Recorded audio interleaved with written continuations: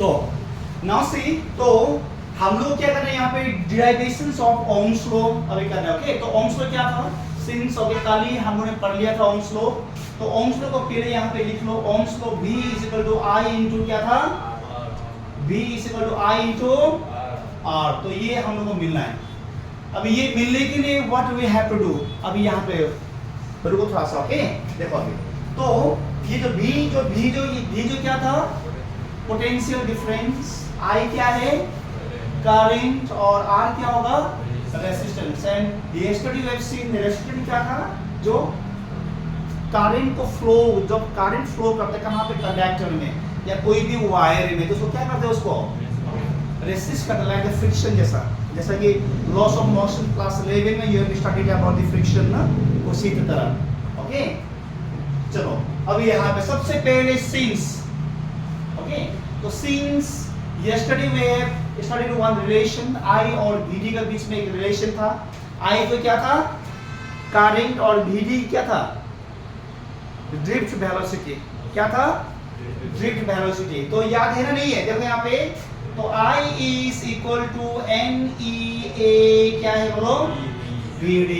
Okay तो सबसे पहले हम लोग ये रिलेशंस हम लोग को लिखना पड़ेगा यहाँ पे।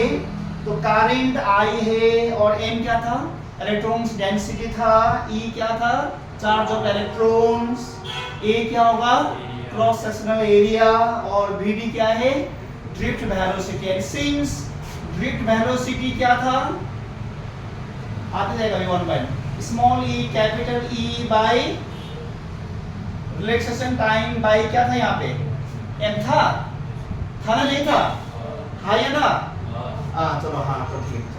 तो now see I is equal to NEA into VD। तो VD जो ड्रिफ्ट वेलोसिटी का प्लेस में आप लोग क्या लिखना है, E capital E relaxation time by क्या है m क्या था मास ऑफ इलेक्ट्रॉन, E जो क्या है, E जो दो है यहाँ पे, एक स्मॉल e और एक है कैपिटल E। तो कैपिटल E जो क्या था, क्या है इलेक्ट्रिक फील्ड। ओके और small e charge of electron. चलो ठीक है, उसके बाद में अगेन सिंस, देखो यहाँ पे एक से एक, मतलब यहाँ पे सब कुछ आपको कॉन्सेप्ट क्लियर होना है इसके लिए। ओके तो यहाँ पे electric field we can write the V by L, yes और नो, क्या लिख सकता है। तो देखो चैप्टर 2 में इलेक्ट्रिक पोटेंशियल एंड कैपेसिटेंस में वी हैव, ओके हमने प्रूव किया था कि E electric field is equal dB by dr, मतलब dB मतलब क्या होगा पोटेंशियल डिफरेंस बाय r, मतलब लेंथ, समझा भी। तो ये जो क्या है इलेक्ट्रिक पोटेंशियल या पोटेंशियल डिफरेंस है, और L जो क्या होगा लेंथ ऑफ ए क्या होगा कंडक्टर, लेंथ ऑफ ए क्या है कंडक्टर, और V जो क्या होगा कितना पोटेंशियल डिफरेंस वहां पे है। ओके देखो तो यहाँ पे E का प्लेस में अब ये दे दो, तो E is equal to N E into E square into A, ये A है। Then in the place of E मतलब क्या जो आ जाएगा यहाँ पे V relaxation time by L into M। L जो होगा लेंथ ऑफ ए कंडक्टर, और M जो क्या है मास ऑफ इलेक्ट्रॉन्स। और मैंने ये फॉर्मूला क्यों मैंने E को रिप्लेस किया V by L से, रीजन क्या है उसका पीछे में, उसका पीछे का रीजन जो क्या है why, क्यों मैंने E को सब्स्टिट्यूट कर दिया, रिप्लेस कर दिया V by L, क्योंकि ओम्स लॉ में हम लोग क्या चाहिए, ओम्स लॉ में क्या चाहिए हम लोग को V चाहिए। तो V आने का और कोई उपाय नहीं है यहाँ पे, V कहीं से और आने का उपाय नहीं है। तो जहां पे आपको चांस मिल रहा है तब चेंज कर लो इसको E। ओके E से मतलब आ सकता है since E is equal to V by क्या है L। ठीक है क्लियर। उसके बाद में क्या करो, अभी V को यहाँ पे रख के सबको यहाँ पे भेज दो। ओके तो V को यहाँ पे रख के, तो यहाँ पे I और यहाँ पे ब्रैकेट लिखो, तो ये जो क्या हो जाएगा उल्टा हो जाएगा, यहाँ पे ये नीचे वाला इस तरह से क्या हो जाएगा, ये ऊपर हो जाएगा यहाँ पे। ओके L by M कहाँ गया था नीचे, जब इसका सेम करने से क्या हो जाएगा ये ऊपर, और ये जो ऊपर वाला नीचे आ जाएगा। तो M E square A relaxation time, and relaxation time I told you yesterday that, क्या पता मैंने तो time between the two consecutive collisions of electron ना, तो दो मतलब दो इलेक्ट्रॉन्स मतलब ना जो मतलब कोलिजन्स जो मतलब गैपिंग जो होता है, जो कोलिजन्स होते रहेगा, तो बीच में मतलब दो तीन मतलब फर्स्ट एक बार कोलाइड हो गया, फिर नेक्स्ट में एक बार कोलाइड हो गया, तो वो जो टाइम इंटरवल हो क्या होता है आप लोग रिलैक्सेशन टाइम। ओके, तो यहाँ पे भी क्या रहेगा, यहाँ पे क्या रहेगा, यहाँ पे क्या रहेगा, यहाँ पे भी मिल गया होगा यहाँ पे। तो क्लियर यू है पहले डाउट, कुछ डाउट है यहाँ तक नहीं है। चलो उसका बाद में क्या किया, यहाँ पे V is equal to L N by N E square A relaxation time, इसको ब्रैकेट में लिखो और यहाँ पे क्या है I, this all are the known value, ये सारा सारा क्या है बोलो known value, length is known value, L is known value, all are known value, therefore V is equal to इसको क्या से रिप्रेजेंट कर दिया, R से कर दिया। ओके, R और ये जो क्या हो गया बोलो I, तो since R is equal to L n by n e square a relaxation time, बोलो आ गया भी, आ गया ना बेटा। तो ये देखो हम लोग को मिल गया which is Ohm's law, क्या ये वाला बोलो, क्या ये वाला Ohm's क्या है लॉ। जैसे कि क्लास 10 में शायद आप लोगों ने स्टडी किया था होगा, नाउ यू आर गोइंग, देखो 10 का बाद क्या 2 साल इंतजार करना पड़ा इसको प्रूफ मतलब करने। जब आप लोग 10 में था आप लोगों ने सर को पूछा नहीं पूछा सर इसको कैसा प्रूफ करना है बोल के, नहीं पूछा ना, हेडेक कौन लेगा ना, ऐसे मतलब ये भी एक हेडेक है और पूछेगा तो सर और लंबा चौड़ा कॉन्सेप्ट दे देगा ना, तो इसलिए अच्छा कि चुप रहना था। चलो देखो राइट डाउन ओम्स लॉ हमको मिल गया। ओके,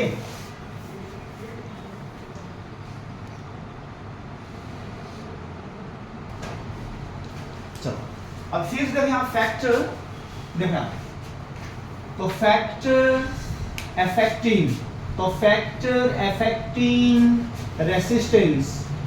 ओके, तो फैक्टर क्या है, अफेक्टिंग क्या है resistance. In class 10 I think you have studied, जो क्लास 10 में शायद आप लोग ने पढ़ा होगा, व्हाट आर द फैक्टर, क्या था फैक्टर, एक था लेंथ था, लेंथ जितना ज्यादा रेसिस्टेंस क्या होगा उतना ज्यादा होगा, और नेक्स्ट में क्या था क्रॉस सेक्शनल एरिया ना, जितना डायमीटर ज्यादा होगा थिकनेस ज्यादा होगा कंडक्टर या वायर का, रेसिस्टेंस उतना ही क्या होगा कम होगा। तो हम लोग घर में जब हम लोग वायरिंग जो करते हैं ना, जब हम लोग घर में जो वायरिंग जो करते हैं, हम लोग नहीं करते मतलब इलेक्ट्रिशियन जब वायरिंग करेगा तो आप लोग का जो पतला वायर यूज करना है या मतलब जो मतलब थिक वाला मोटा वाला,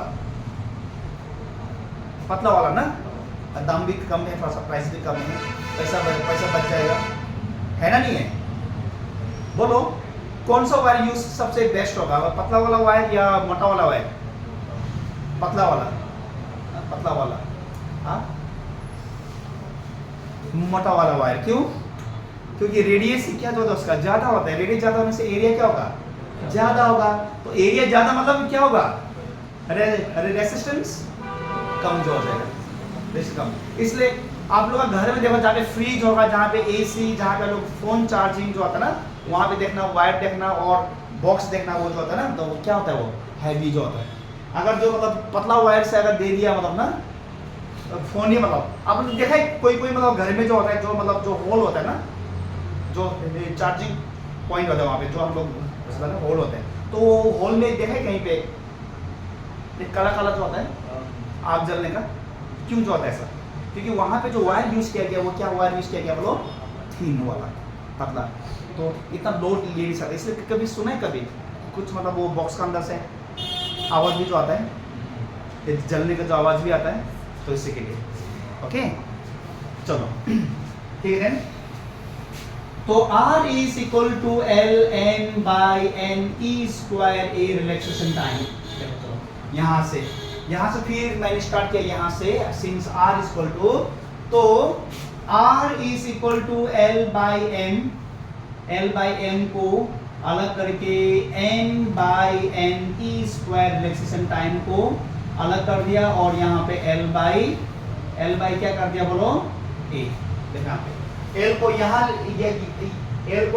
और A को यहाँ कर दिया। Okay then R is equal to, अब ये जो है फिर कांस्टेंट है, ये फिर से क्या है बोलो, कांस्टेंट है, m is the mass of electrons है, और ये जो क्या होगा, ये n जो क्या है इलेक्ट्रॉन डेंसिटी, और E charge of electron. Relaxation time for the matters के लिए 10 to the power minus 14 second, इतना कम होता है। क्या होता है, याद कर लो आज के बाद में, कितना है 10 टू द पावर माइनस 14 क्या है सेकंड। रिलैक्सेशन टाइम इतना कम, वो भी नॉन वैल्यू है। ओके, चलो ये देखो, ये नॉन वैल्यू को मैंने ले लिया, क्या ले लिया बोलो, क्या ये रेसिस्टिविटी मींस रो L/A। देखो फिर से ये जो आ गया, तो सिंस क्या लिया यहाँ पे, resistivity is equal to n/n(E²). Relaxation क्या लिया, टाइम ले लिया ना। और चलो यहाँ पे, और इसका यूनिट मतलब क्या जो होगा, इसका देखो यहाँ पे since R is equal to rho L/A, तो इसको यहाँ भेजो तो रो इज इक्वल टू क्या होगा, A इंटू R/L रेसिस्टिविटी, और इसका यूनिट ऑफ रो, तो unit of rho is equal to how much, A will be what it is metre square, और R क्या है ओम, एंड लेंथ क्या होगा मीटर, ये कैंसिल पावर, तो क्या होगा ये ओम मीटर। तो this you have studied class 10 में था ना, ये वाला 10 में था होगा शायद, आप लोग याद शायद ये शायद देखो यहाँ पे, ये यहाँ से आया क्लास 10 में, जो आप लोगों ने स्टडी किया था। Now you are going to मालूम चला ना भी कहाँ से आया था ये, ठीक है जी, ओके।